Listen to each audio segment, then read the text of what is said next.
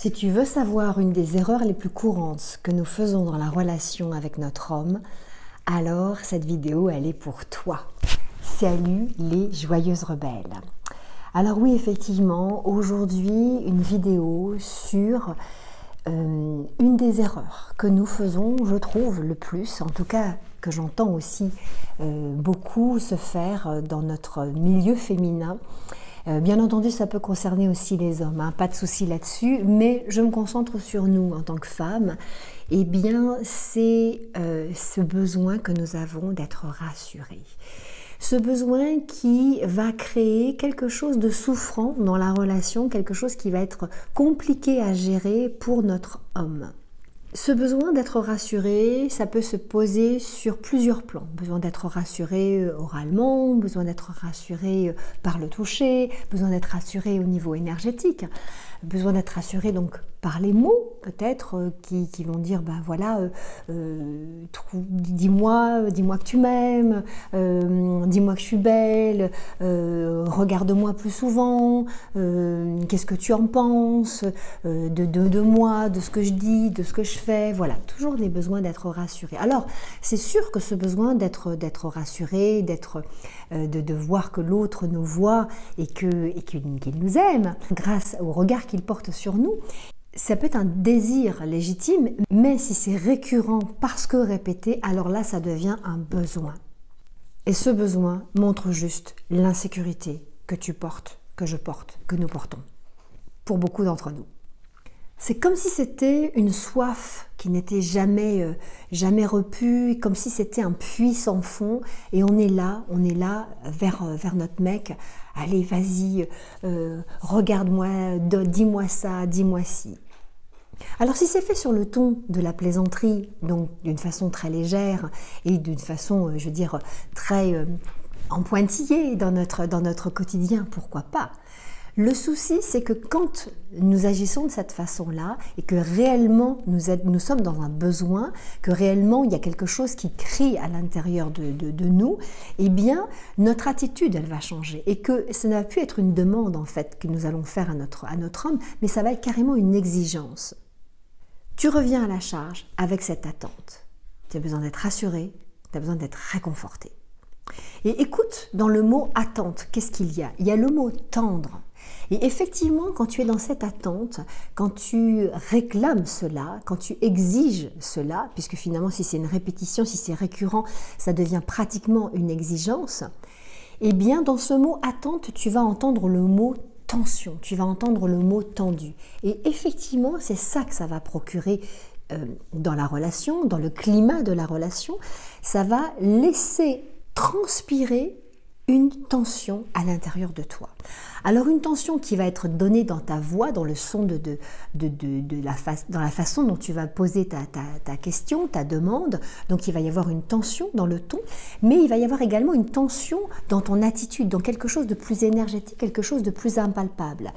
Mais ton mec pense bien que déjà il va entendre le son de ta voix, donc il va sentir, il va entendre cette tension, mais il peut aussi sentir cette vibration énergétique de la tension et du poids, de la lourdeur que ça amène dans la relation, dans la pièce tout simplement. Toute attente amène une pression. Ça donne un sentiment d'impatience. C'est nous qui portons ce sentiment d'impatience en nous. Ouais, vas-y. C'est comme un dû. Donc forcément, je reviens à ce que je disais, c'est une exigence. Montre-moi que tu m'aimes, plus souvent, dis-le-moi, rassure-moi là-dessus, vas-y, répète-moi ça, pourquoi tu ne me le dis pas plus souvent? Cette attente est complètement à l'opposé de la légèreté. Et qu'est-ce que tu veux toi dans ta relation? J'imagine que tu as envie de légèreté, que tu as envie de gaieté, tu as envie que ce soit fluide, que tu as envie que ça roule en fait. Donc dès que tu vas poser une attente, dès que tu vas poser une exigence, tu vas couper avec cette légèreté.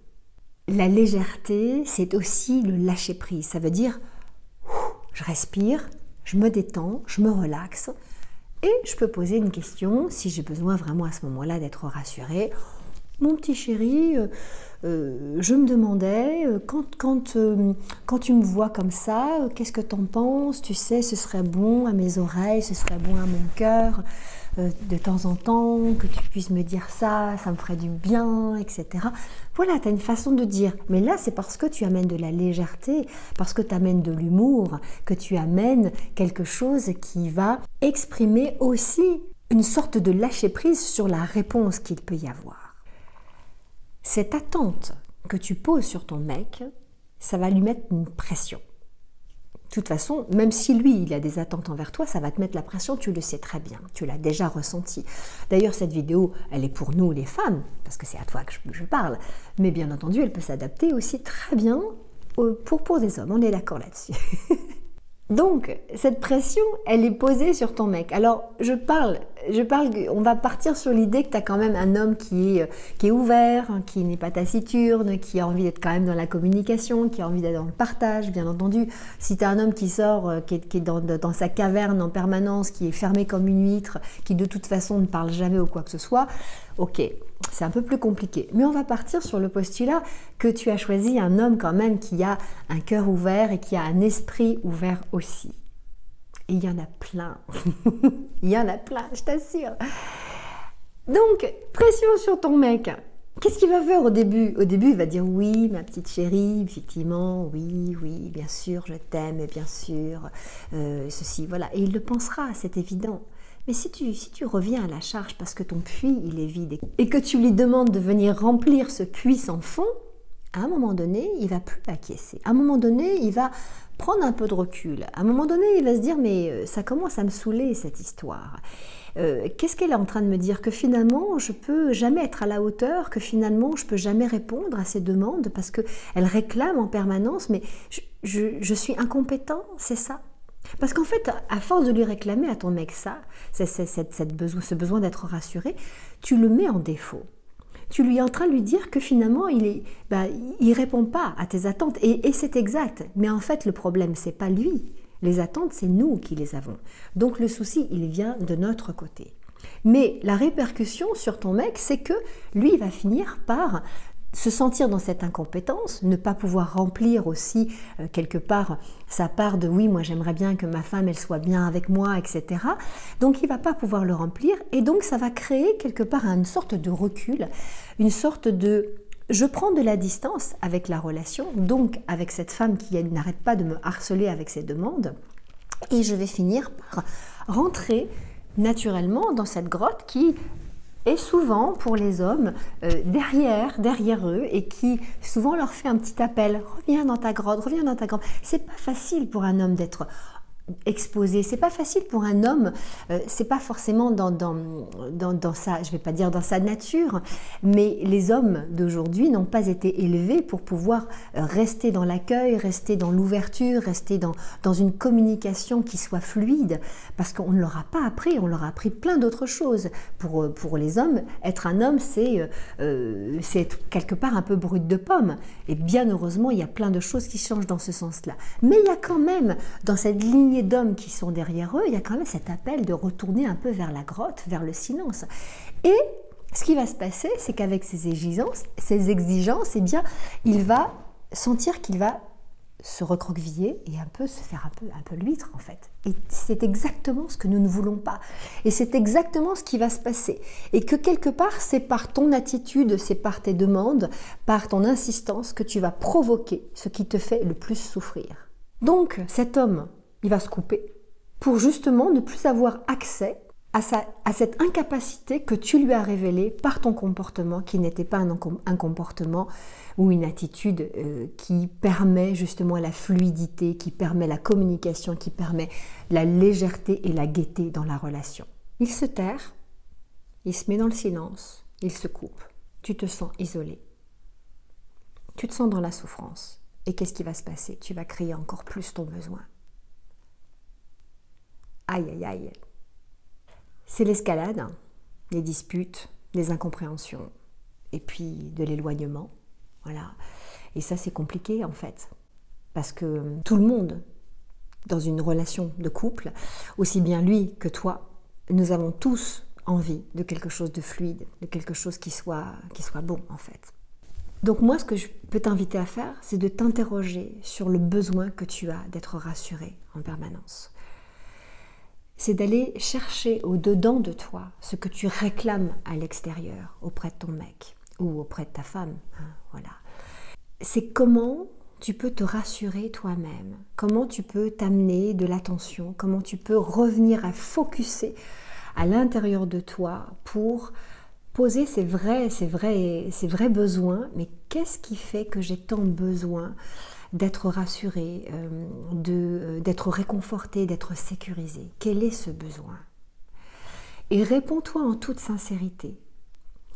Prends du temps pour aller sonder ton cœur et aller également sonder ton corps. Parce que quand tu es dans cette demande vis-à-vis de ton mec ou de ta nana, eh bien, il y a une tension qui se pose dans ton corps. Et va vérifier, va regarder où se pose cette tension dans ton corps. Si au niveau de ta poitrine, au niveau de ton ventre, si au niveau de ta gorge, de tes mâchoires.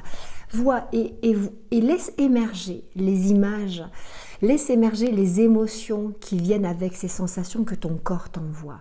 Et ça va beaucoup te donner d'informations qui peuvent être très utiles pour cheminer à l'intérieur de toi, pour laisser un peu de respiration à ton mec ou à ta nana, pour le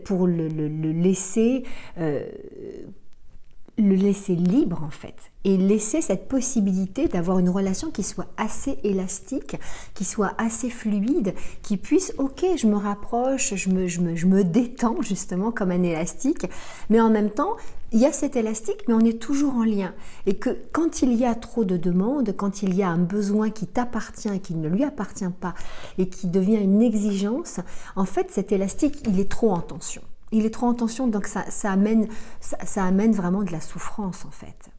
Donc, je t'invite à aller venir explorer au-dedans de toi, ces besoins que tu as, à quoi ça te fait penser, à quoi ça te ramène, de prendre mesure, donc de prendre également la température grâce à ce que ton corps te donne comme signe à ce moment-là. Et relâche la pression. Accueille ce qui se passe, accueille l'émotion qui traverse. Relâche la pression en respirant et en te mettant en mouvement. Mouvement, ça peut être une marche, ça peut être, pourquoi pas, en te mettant à crier dans un coussin, en te mettant à danser comme une folle, mais mets en mouvement cette émotion, cette pression pour pouvoir relâcher. Apporter ce relâchement pour apporter plus de fluidité et de respiration dans ta relation avec la personne que tu aimes. Et dans cette non-attente, tu vas voir que il va revenir. Mais ne le fais pas pour qu'il revienne. Fais-le parce que tu as besoin de nourrir ton besoin. Ne le fais pas parce que tu vas être en réaction. Tu vas anticiper et tu vas monter une sorte de scénario pour te dire alors si je fais ça, machin. Non, ça c'est de la manipulation.